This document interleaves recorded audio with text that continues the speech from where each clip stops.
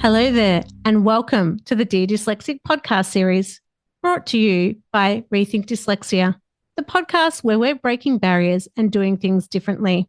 I'm Shae, your host, and I'm so glad you can join us. I'm a fellow neurodivergent, and I'm coming from the lands of the Wurundjeri people of the Kulin Nation, where I live and work. And I would like to acknowledge and pay my respects to all the tribes across our beautiful country and to all First Nations people listening today. Our podcast was born in 2017 out of a need to give a voice to the stories and perspectives of adults with dyslexia. And our voice has grown stronger year after year. We're now a globally listened to podcast with guests from all around the world. Join us for insightful conversations about living with dyslexia and other neurodivergences across all walks of life. Our special focus is on adult education, employment, social and emotional wellbeing, and entrepreneurship. We're excited to be bringing you this episode and invite you to like and follow us, or even better, why not leave us a review on your favourite podcast platform. So let's get started. Thank you for coming on the show today, Craig. I'm so excited to be talking to you as a fellow researcher. Well, I'm not qualified yet, but you definitely are. Well, thank you very much. But I think if you're producing papers, as far as I'm concerned, you're a researcher. You just need to get the little certificate yet, so I won't worry about that. Well, this conversation today forms part of a new kind of podcast series that I'm doing around research now that I have nearly completed my doctorate. And we've had so many people that are dyslexic doing research. A lot of them aren't actually doing research in dyslexia, but I thought I wanted to start having conversations around being dyslexic and doing research and the importance of having the evidence base to support what we're doing and to help drive the conversation forward in a more positive light. And I came across your work when I was reviewing papers for my research, and I was really intrigued by your topic. So I'm excited to be able to talk to you about that today. But would you like to introduce yourself and where you're working currently? Yes, certainly, of course. My name is Craig Collinson. I work at Keele University in the UK. I work at a graduate school, so my job is looking after postgraduate students. So I do a lot of one-to-one work with students writing their thesis, some of whom are dyslexic, some of whom are not, or may have other challenges. And I give them support and help. I also give lectures on the sort of core training program of postgraduate researchers. I do my own research, and I also currently I'm sort of running the reasonable adjustment program. So if a student comes in with any form of disability, I'm made aware of it, and then I have a conversation with the PGR and their supervisors, and we come to an agreement about what reasonable adjustments need to be made. And then that goes to a panel and is generally agreed. So that's another part of my role. I also chair what's called a viva voce examinations, which from our previous conversation, it sounds like Australia doesn't necessarily have that system, but they're the oral exams at the end of a PhD or Masters by Research. So I have various kind of jobs I do at the university, but like I say, I'm based in graduate school. My own research is around a concept called Lexism. And Lexism is like racism, sexism, etc., except it's that which is applicable to dyslexics. So it's the othering and discrimination of dyslexics. Now, that has some similarities with what's referred to as the social model of dyslexia, which was first put forward by Barbara Riddick, which was an adaptation of the social model of disability, but applied to dyslexics. And it's a very good model. It's very strong. And certainly there would be some argument by some people to say we shouldn't mess with it. And Lexism is similar to that in some regards. So there are three key features to the social model of dyslexia. The first is that dyslexics face discrimination, prejudice, and so on and so forth. I don't really need to explain that to this audience because I'm sure they're more than well aware of that. The other factor is the importance of social and cultural norms. So how a language is constructed. So English, for example, is very irregular. It's a difficult language because it is so irregular. It doesn't follow any easy patterns. Whereas Spanish is much more regular, much more consistent, and so is easier to learn to read, which is why in Spanish-speaking countries, generally speaking, literacy rates tend to be higher, or if they start at a low base, say in South America, they're easier to push up. Whereas English-speaking countries are a bit more resistant because it's such an awkward, messed up language. So those are two key features, both of which I agree with. So Lexism would have those features in it. The third feature is dyslexia as an impairment. So in Riddick's model, dyslexia is an impairment. Now, she's not completely clear whether she means some sort of neurological impairment, some sort of disorder. She's not clear on what she means really by impairment. But impairment is used a lot in disability studies to distinguish between a medical issue and a cultural issue. So the cultural is that which disables somebody, but the impairment is, so for example, if somebody is an amputee, for example, then they have an impairment in terms of walking, right? Well, that's fine and fair enough for things which are physical or sensory. But for something like dyslexia, which is built on the assumption of literacy, then that becomes slightly problematic, because if the other bit of the model is social cultural norms, well, social cultural norms of literacy don't stay the same. So my concern, and this is going to sound counterintuitive to a lot of your audience, and I should remind people at this point, I am dyslexic myself. I'm not pushing out a view out of ignorance, is that we need to separate the idea of dyslexic and dyslexia. Because dyslexia as a theory exists to explain dyslexics. And it exists in the psychological realm and sometimes the neuroscientific realm. That doesn't necessarily mean it's the only theory or the only option we've got. The other option is to think about the existence of dyslexics as being socially constructed. In other words, we exist because there's this distorted and frankly wrong view that somehow intelligence and literacy are linked. They're not linked. You can have somebody who's not very bright but very literate, and vice versa, so that they really aren't linked at all. And there's plenty of psychologists who recognize that. And sometimes what happens is when psychologists start questioning the existence of dyslexia, journalists take it up and mangle the hell out of it. And you get a very unsophisticated view of what they're saying. And actually, they aren't denying the existence of dyslexics per se. What they're doing is questioning the existence of dyslexia, because as a concept, it doesn't really work very well. So what I'm saying when we say we should shift to looking at this as terms of dyslexics are defined by Lexism. They are othered and discriminated by Lexism. So you have a bunch of social norms and expectations, what academics sometimes call normative practices or normative assumptions, which other and discriminate people.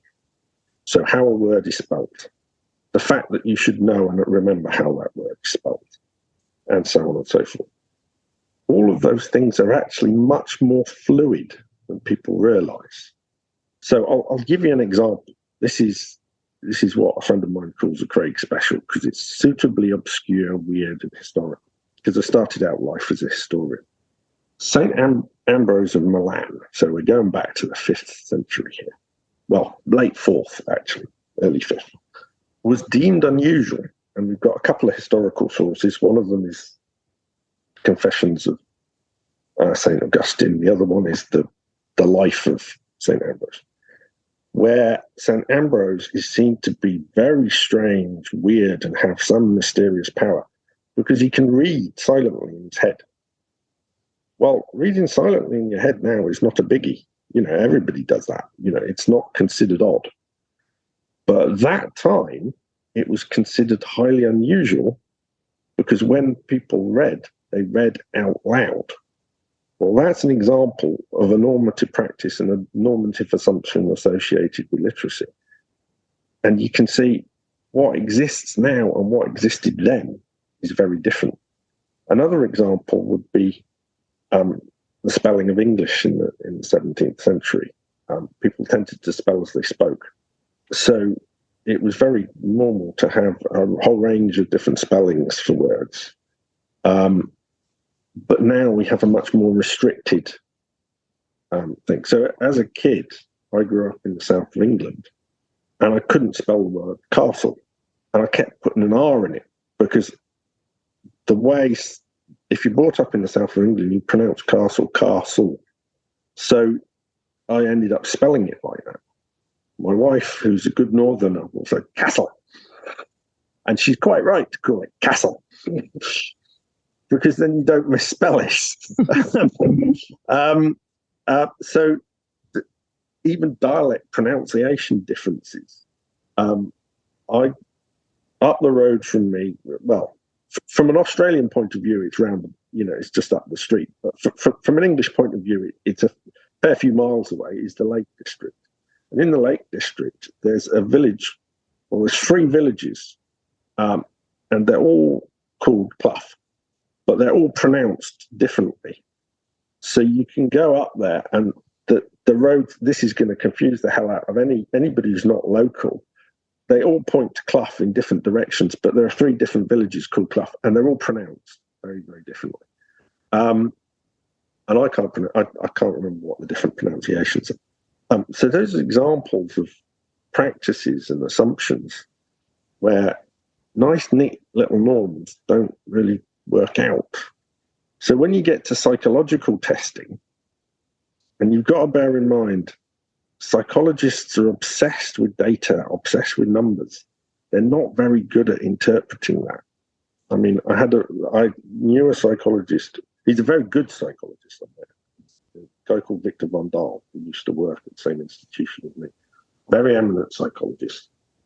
And he always struck me as very intelligent, very sensible, because he would quite often say, I can only tell you what, I can't tell you why.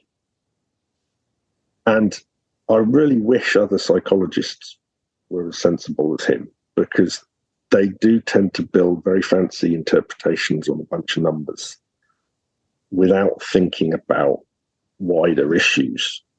One of the ways I try and question a lot of these assumptions is through what's called thought experiments. Thought experiments are kind of hypothetical what-ifs, and they go back a long time. They go back to Plato. But other ones you might be more familiar with, if you've got any physicists in your audience.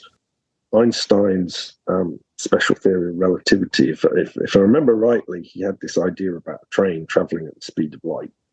Well, obviously, no train is going to travel at the speed of light. His point was to push our conceptual understandings forward by really trying to understand, yes, but what's actually going on here, to question a bunch of assumptions. And the problem with having lots of numbers, unless you really do some really solid conceptual work about, yes, but what does that actually mean, you could get to the wrong assumption very, very quickly. So some of my thought experiments test and question the concept of dyslexia. Some of them sort of try and lay out how we might understand lexism, because it's a new concept. It's a concept that I created because there wasn't a working concept that I could use, so I had to create one. To try and really get us to question things. Now, with the exception of Victor, who did read one of my articles and did understand them, I'm not sure that any other psychologists have read them or understood them. So, they're not really, if you raise my name as a psychologist, they wouldn't have heard of me. But most of my stuff appears in, I've got a few articles in the British Journal of Special Education. I've got a couple in Disability and Society. So these are much more kind of disability scholars, critical disability studies kind of area, which seems to be much more open to this. But this would, I think, underline my personal view is that we should be shifting the discussion to sociology. It shouldn't really exist in the realm of psychology because psychology doesn't help us. If anything, I think it's part of the problem. I don't think it's part of the solution. So are you saying that dyslexia doesn't exist in the form that we know it as? Yeah, basically. Which is why I said we need to separate the two. And why I stress that I'm dyslexic myself. I mean, this is a comparative case, right? It's not the same. I'm not saying it's the same. It's a comparative case. Think how race and gender were constructed 100 years ago. That doesn't mean that there weren't women and there weren't black people. It just means that they were constructed very, very differently. They were medicalized. Well, I think dyslexia has been medicalized and psychologicized, however you wish to put it. And I don't think dyslexia as a concept helps us much. For a concept to be of any use, it's got to help us. I don't think it helps us. I think it gets in a way. We end up sometimes self-oppressing. Dyslexics exist. Our difficulties exist. But put it this way, this is an example of a thought experiment. Say you've got 3 guys, right? One's severely dyslexic, one's mildly dyslexic, and one isn't, right? And they get in a time machine. I mean, bear in mind, it is a thought experiment, so you can have whatever you like in a thought experiment. They get in a time machine. They go back to the 17th century. Well, the guy who's mildly dyslexic hasn't got any issues anymore because he's meeting social norms of literacy. There's no difficulty. He ceased to be, in effect, dyslexic. The guy who's severely dyslexic still got literacy issues, but they're not as bad. The guy who's not dyslexic is not affected either way. They then get in the time machine and go to a far future where the norms of literacy have gone up, expectations of literacy have gone up, attitudes to literacy has hardened and become even more awkward than they are now, right? When they get out of the time machine, the guy who wasn't dyslexic is now dyslexic. Do you see what I mean when I say, well, where's the dyslexia? The answer is it was never there. The dyslexic was there, and the dyslexic is defined by the societal context that they're in. But I'm not really sure that dyslexia is helping us much there. And if you go back to Barbara Riddick's idea of social model of dyslexia, part of her argument was that dyslexia is a phonological deficit. Well, okay, maybe. But in a given time and culture, somebody's othered and discriminated by how that impacts them. But the obvious question is okay, you've got somebody with a phonological deficit. If you go to a time and a place where they're not othered and discriminated at because of that deficit, do they cease to be dyslexic? Or if you take somebody who isn't dyslexic and put them in a place where they are othered by the discriminatory norms and difficulties with literacy, well, where was the dyslexia? This is the really problematic stuff. This is where people have really got to think about it. They've really got to problematize it. And it's very uncomfortable because we grow up. I was certainly, in my experience, I was fighting for the acknowledgement, and my mother especially was fighting for the acknowledgement of the dyslexia diagnosis. She had to fight very, very hard, and it was given very grudgingly. But that fight was because I was facing repeatedly being called stupid or lazy or whatever, and I wasn't. So emotionally, we've all got rather attached to the dyslexia label. Actually, really, yes, we're dyslexics, but do we really need that as the basis of our identity? I don't think so. I think we experience othering, we experience discrimination because we don't meet certain societal norms. But those societal norms change over time. All right, now they might appear concrete, but literacy doesn't stay the same. We're already seeing it change in terms of, voice, text to voice and voice to text software. That's rapidly moving on. Literacy is changing. Education will have to change with it. So the actual demarcations of who is or is not dyslexic isn't that easy. I mean, psychologists will often admit that there's a big grey area in terms of who gets defined as dyslexic and who's a, in quotes, borderline case. Well, we're only a borderline case because of the social norms and expectations of literacy. And it is very difficult. I've noticed this anytime I present my work. It's very difficult for people to separate the concept of dyslexic from dyslexia. But until we do, I don't think we're going to make much progress, because we're going to be reliant on psychology to give us the answers, and it can't give us the answers. It's the wrong intellectual domain. A sociologist is more used to you than a psychologist, to be honest. At Rethink Dyslexia, we are doing things differently. As a global leader in creating inclusive environments for adults with dyslexia, our commitment is to provide individuals with opportunities to live healthier, happier, and more connected lives.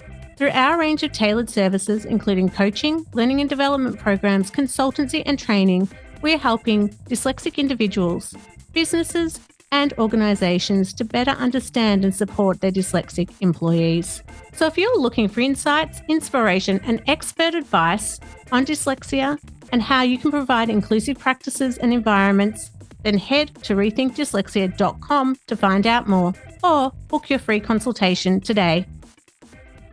Oh, there's so many things running through my head right now. Okay, well throw them out and kick them around.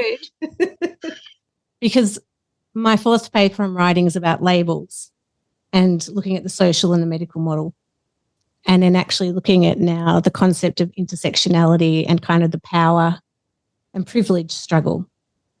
Yes. And these different labels that we get placed on us, and then how that impacts our ability to prosper in society.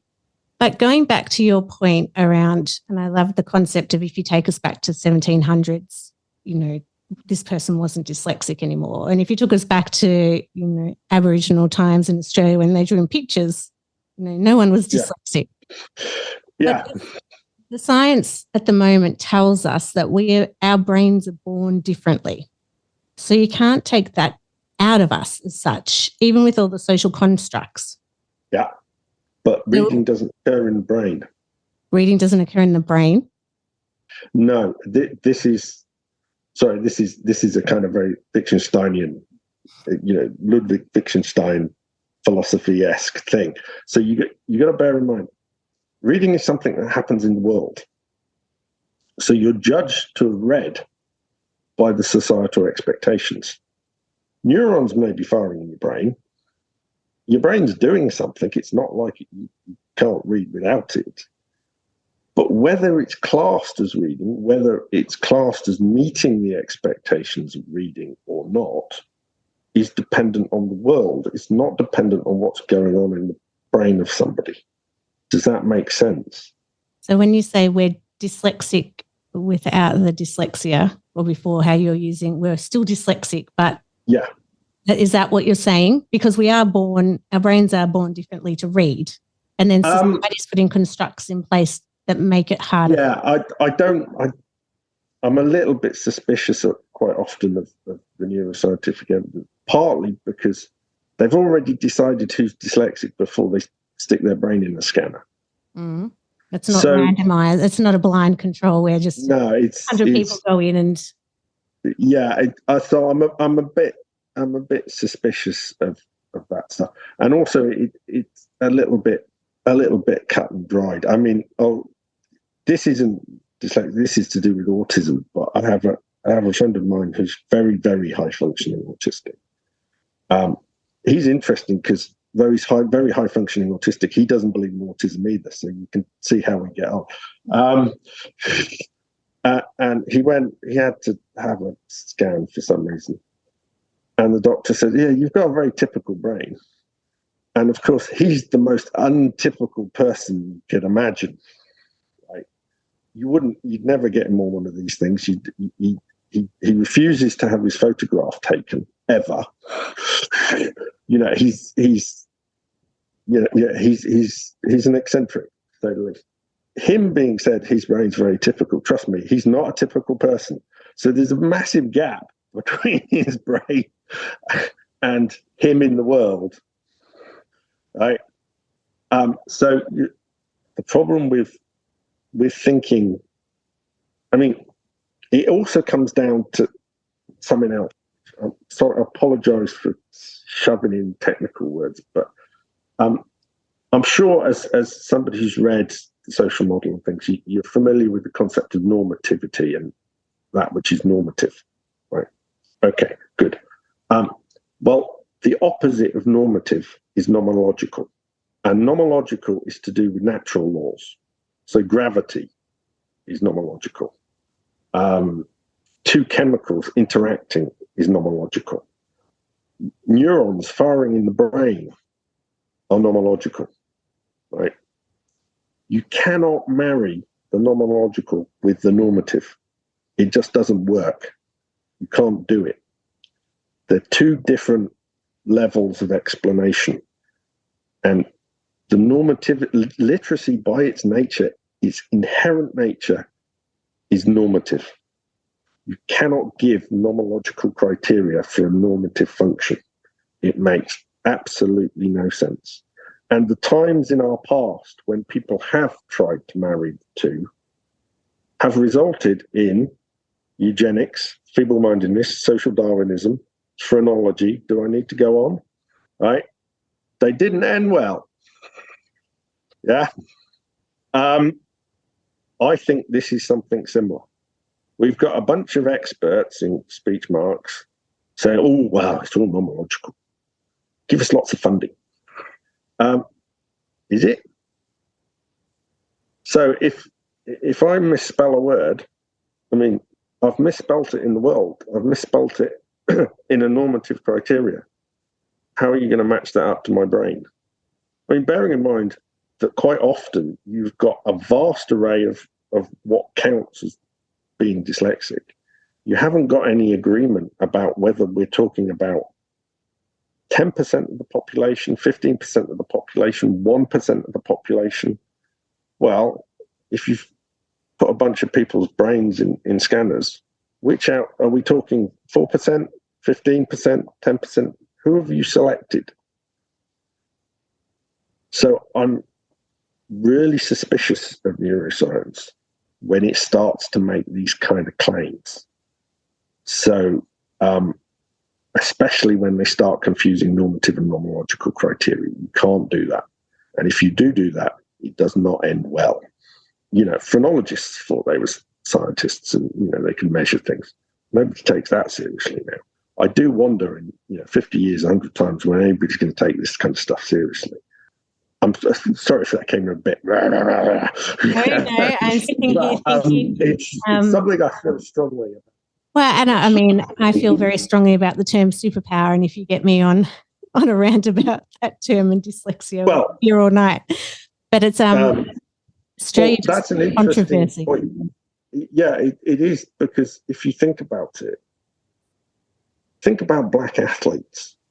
Well, there are more black athletes, especially American black athletes, because that's a route out of poverty where they can compete on an equal level, right?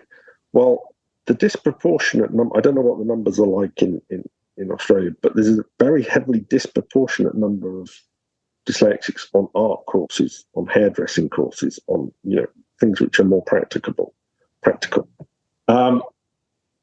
Well, that's because we have an opportunity to do things there because there's less literacy. This whole thing about us being more creative. Well, human beings are creative. And if you place human beings in situations where certain things are restricted, they have to be creative to survive. They have to adapt to survive. That's nothing to do with being dyslexic. That's to do with being a human being. So, yeah, I don't agree with this superpowered Tom West type stuff. I think it's a nonsense. I think our brains are plastic. They will change and develop and evolve to fit situations. So I don't like this kind of deterministic, we are born such and such a way. We're not born such and such a way. Yeah, and that is where I come from, is that, it's the environment we're placed in and we have to problem solve our way out of it that makes us, resilient, yes. persistent. And we can get good at problem solving because we do it an awful lot of the time. And then it appears to be some kind of superpower. Well, yes, that's because for the rest of the population, they might not have to do that as much. So they don't practice it as much. I remember a colleague was giving me a lift to work. I was with two colleagues, and we're stuck out in rural Lancashire. The mist's coming down, and the bumper of the car started to come off. So we pulled up, and we didn't have anything. We had, didn't really have any tools or anything on us. So I took my lanyard off, and I went to tie it to the bumper to the car. It wasn't quite long enough, so I took out my handkerchief, tied that to the end of the lanyard, and tied it up and secured it. My colleagues thought this was amazing. Oh, you just did that so quickly, And it was sort of like, well, yeah, and you can spell far better than I can. You can remember telephone numbers, and I can't. This is what I'm good at. I can problem solve quickly because I'm used to having to do that. They're not used to having to do it. So it isn't. It's why education exists. We educate kids in a particular way so they get used to doing tasks easily. If you educated them in a different way, they'd be good at different tasks. So I don't really understand this whole superpower thing. I do find it quite funny. It's a bit X-Men to me, but anyway. I find it a bit ostracizing and marginalizing for dyslexic people who struggle every day. And I've written a blog on it, but I haven't put it out yet through social media because I'm a fence sitter. Especially on social media. Yeah, I mean, there's a whole bunch of things for which I find ways around things. So normally, if I'm given a form, I give it to my wife because she's very lexic. She's not dyslexic in any shape or form. It's a form like the missus will do that, and she's quite happy. She wouldn't let me do a form. She doesn't want me to do forms. But there are going to be other things which I can problem solve my way out of. It's just knowing your strengths and when to go and ask people. And one of the things is you know who your friends are pretty quickly because a friend will help you. Another one will get dismissive and superior. Well, they're not worth bothering with, really. So going back to your question, I can't remember what question you had before I jumped in. Well, I think we've covered a lot of it, and I feel like we need another episode so we could talk about supporting dyslexic students that are doing PhDs and the work. Yes, I mean, I could certainly talk quite a long time about that because that's quite often my day job. So yeah, we could have a separate conversation about that. I think in your list of questions you had things about like when I was diagnosed and things like that. Do you want to cover some of those? Was there anything more? I wonder if, because we've had quite a long chat, whether it might be quite a lot of information for people to digest. Oh, yeah, sure. And the concept is quite controversial. I mean, the most controversy we have is phonics and whole language in Australia. That is the big debate in Australia, and that's why. Yeah, I suspect it's similar. It's synthetic phonics in the UK. I mean, my work is out there, but it doesn't necessarily mean it's getting discussed a lot. It's interesting because I think there's been I think people don't know how to deal with it because of this thing of me saying you need to separate dyslexics from dyslexia. I think that confuses people. And I think also they then therefore think that I'm siding with Julian Elliott and Keith Stanovich. And it's sort of like, well, no, because our right to self-reference belongs to us. It doesn't belong to psychologists. Therefore, my position isn't the same as them, because you were mentioning labeling. Well, a label is something that somebody else puts on you. You don't have a choice. Whereas self-reference is something you adopt for yourself. And that is something, if we're going to empower ourselves, if we're going to move away, we need to move away from psychologists. We need to move towards sociologists, because a sociologist isn't going to tell you whether you can self-reference or not. They take that as given. I mean, I noticed one of your questions was, do you think dyslexics should be involved in dyslexia research? Well, yes. But I think the question arises because psychologists have this concept that they refer to as bias. Well, it's a misunderstanding of bias, partly. Whereas the sociologists talk about positioning. So everybody has a positioning. Everybody has a set of preconceptions, and they were brought up in a particular time and place, which in fact impacts on how they think about things. So the sociologists, and I'm not a sociologist, so I'm not saying that there's issues sometimes with sociology, but it's a hell of a lot better than psychology. So positioning is a much healthier way of thinking about things.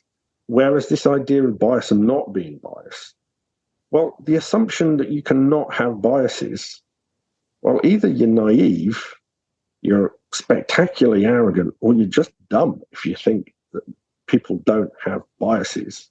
I mean, coming from history, I started out life studying history, and it's always assumed that a historian or a particular source or form of evidence has a bias. They have what a sociologist would call positioning. But this idea that psychology can be done in a way which is completely unbiased, the numbers will speak for themselves. No, that's just not going to write. I'm sorry. Even if you were to say, well, look at it this way. There's a bias in being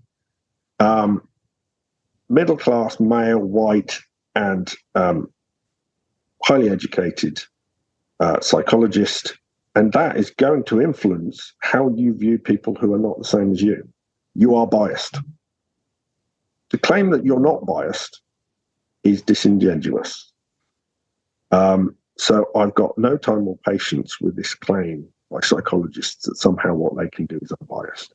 You are biased. I'm sorry. And you're brought up in an education system that favors particular forms of literacy and particular norms and expectations of literacy. You are inherently biased. So I don't have a lot of time and patience with that. I think the sociological model of people have positioning and everybody has positioning, and we should acknowledge it and accept it. Because without acknowledging it, you can't judge somebody's work. That, I think, is much healthier, which is part of what I'm saying is we're better off shifting towards sociology. So I think that deals with the question of whether dyslexics should be involved in dyslexia research is a big fat yes, because it should be a dialogue. It shouldn't just be on us. It should be a dialogue between equals. It should not be us tugging our forelock and being good little dyslexics and being defined the way the psychologists feel that they want to define us this week. And then next week, they change their minds again. We could have a whole podcast on diagnosis. And I think we've covered a lot of your work tonight, which is really pleasing for me, because to have the opportunity to talk to fellow dyslexic researchers is fantastic, because we get to unpack the different ideas that we have constructed for ourselves rather than experts in the field as such constructing them for us. So your theory of Lexium, did I say that correctly then?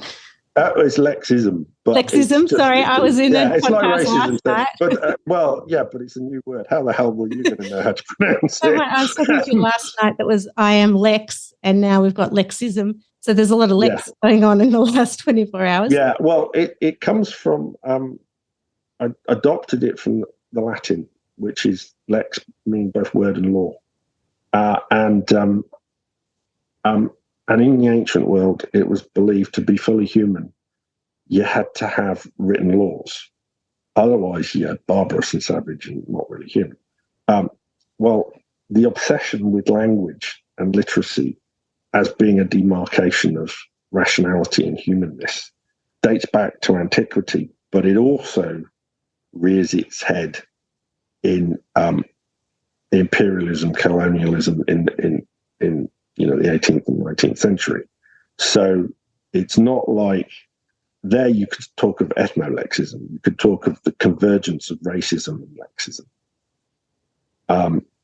But lexism specifically in terms of dyslexics is one thing, but that other thing, that kind of, the other phrase sometimes uses graphocentrism, which is an obsession with the written word, an unhealthy obsession with the written word. So those are useful concepts going forward if you want to unpick a lot of the assumptions, especially in psychology.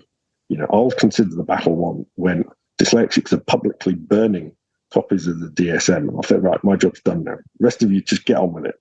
I'm retiring. Oh my God. I mean, I won't be alive when that happens, but I look forward to it. I could stay chatting to you for ages, but do you feel that we have become too, as a final thought, too obsessed with the written word? Yeah, and also we're moving away from it. If you think about it, if you think about how we're recording information, the shifts in technology, I mean, historically speaking, literacy's only really become kind of expected and normal for everybody really from the 1870s, because that's 1860s, 1870s, it was becoming more and more expected, because that's when you had, certainly in the UK, that's when you had the school acts where everybody had to go to school. Before that, there's much more variation. And also, people would be read to. So only a certain percentage of the population were literate. But those who were literate, and it wasn't always necessarily on class, that's a bit of a misunderstanding, would publicly read to other people. So it wasn't that people weren't uneducated. Well, you think about voice-to-text and text-to-voice software. In a society that's moved away from copper plate writing on handwritten stuff, things are going to shift. So we are going to move away. The written word will still be important. Recording information and recording knowledge will always remain important and always has been important. But the assumptions about how you access it, I think, will change. And it will change for the better. It will be a technologist who will resolve our issues. It won't be a psychologist. And it's the sociologists who will enable us to kind of push things on quicker, as a final thought. Well, I think that's a positive way to wrap up this very interesting conversation that we've had this my evening, your morning. And yeah, it's a bit surreal because you're in the evening, I'm in the morning. Really my bedtime. I have done some podcasts at 2 a.m. That's been a bit tough with people in America. But I think that your papers are fascinating and a really different way of looking at dyslexia in the modern world. And I'm really grateful that we've been able to have this conversation. And I'm sure that the people listening tonight will feel it as mind-blowing as I have. It'll be interesting to get some feedback on yes. Well, thank you for inviting conversation. Me. Pleasure. Yeah, it's a great conversation starter, and I hope that in our PhD group and for those that listen to our research podcasts that they join this conversation and we get more dyslexics doing more research that disrupts the norm and challenges and critically thinks about things. So thank you so much for your time. Thank you. If you haven't done so already, make sure you sign up to our mailing list so you can keep up to date with everything we are doing at Rethink Dyslexia. So head to rethinkdyslexia.com.au. And don't forget, if there's anything you heard today that was distressing, you can contact Lifeline on 13 11 14 or Beyond Blue on 1300 22 46 36. Thanks for listening and bye for now.